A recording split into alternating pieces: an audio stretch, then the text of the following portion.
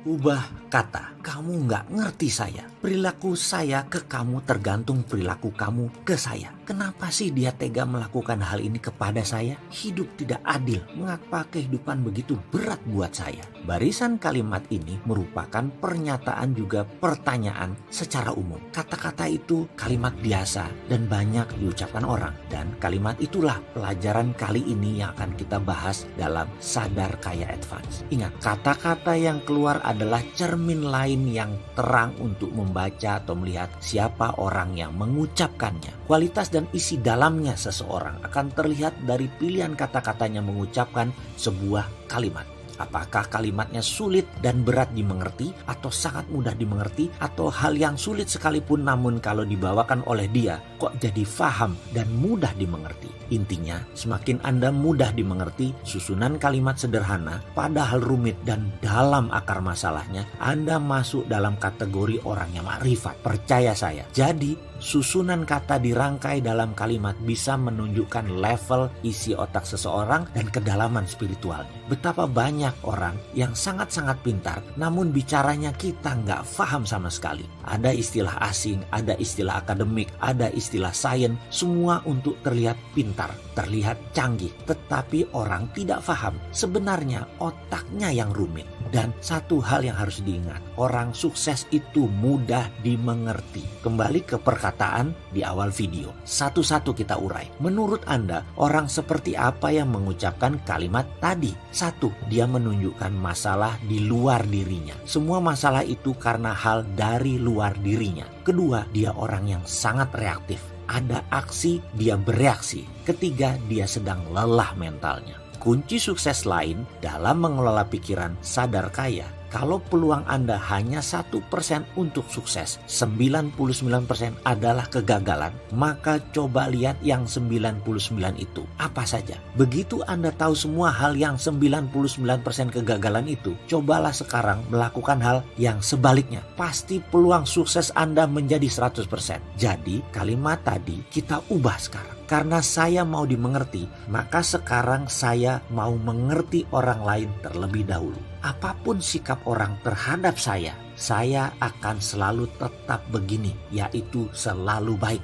Mengapa saya mau diperlakukan seperti ini? Stop. Saya mau melakukan hal yang baru. Sekarang kira-kira bagaimana peluang dia dengan merubah hal baru seperti perkataan tersebut? Mengubah ucapan di paragraf awal seperti di paragraf akhir. Pastinya ucapan tadi akan merubah cara berpikir dan bertindak, dan hasilnya pasti positif.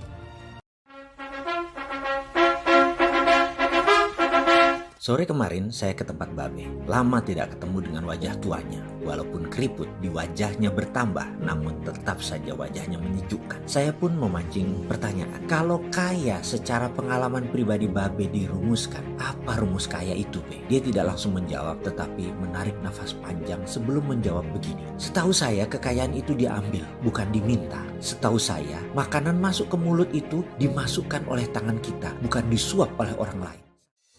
Anda sudah melakukan banyak hal, namun belum sukses. Percayakah Anda bahwa sukses, bahagia, kemakmuran semua ada hubungannya dengan program software dalam pikiran bawah sadar Anda? Software itu bernama Prosperity Conscious.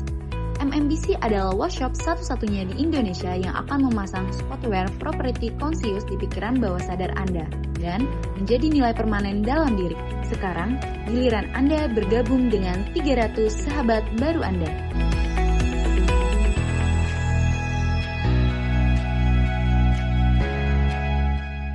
Sama halnya dengan kekayaan. Gak ada kekayaan itu datang. Gak ada jabatan itu diberi. Semuanya harus diambil. Semuanya harus direbut. Nah, cara seperti merebut atau mengambil ini, sayangnya Tuhan yang Maha Adil itu sudah membuat aturan. Sudah ada law-nya atau hukumnya. Mau itu penjahat, mau dia orang baik, mau dia ahli ibadah, mau dia koruptor. Selama menggunakan cara untuk menjadi kaya yang sudah digariskan, mereka pasti kaya. Jadi kaya itu bukan hak orang soleh, atau kaya itu bukan hak orang jahat. Kaya itu hak semua orang. Cara mendapatkannya sudah digariskan, sudah ditentukan, sudah ada pakemnya. Saya kenal sekali pakem itu, kata si Babe sambil menarik nafas panjang lagi. Bahkan jangan kaget kalau rumus yang dikatakan oleh orang banyak salahnya. Misalnya ada pernyataan, kalau kita berbuat baik maka pasti ganjarannya berbuat baik dan menjadi kaya. Kalau kita jahat pasti gak bisa kaya. Mohon maaf, kalau jalan menjadi makmur seperti itu yang dipikirkan atau dikatakan, salah. Maaf sekali lagi, makmur bukan seperti itu. Rasanya itu akan banyak membuat orang kusut kalau berpikir kayak gitu.